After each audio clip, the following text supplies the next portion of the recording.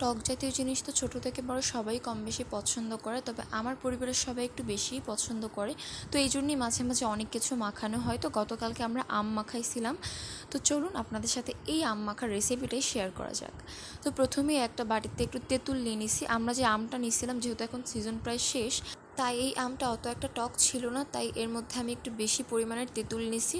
তেঁতুলের মধ্যে পানি দিয়ে এটাকে খুব ভালোভাবে কচলিয়ে তেঁতুলের কাদ বের করে নিব। তেঁতুলের কাঠটা বের করা হয়ে গেলে এর মধ্যে দিয়ে দেবো মরিচ আর একটু বিট লবণ, দুটাকে একসাথে খুব ভালোভাবে মাখিয়ে নিতে হবে। আমি মরিচ একটা দিয়েছি, আপনারা আপনাদের স্বাদ অনুসারে 2টাকে 3টাও দিতে পারেন।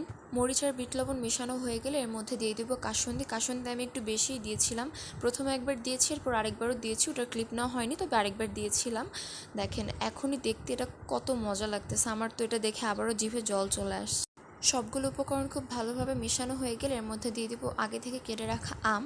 আপনারা চাইলে গ্রাইন্ডার দিয়ে একটু গ্রেট করেও নিতে পারেন, তবে আমি এভাবে কেটেছি, এভাবে কাটলে আমটা খেতে একটু মজা লাগে। আমগুলো দেওয়া হয়ে গেলে খুব ভালোভাবে মিশিয়ে নিতে হবে এটাকে।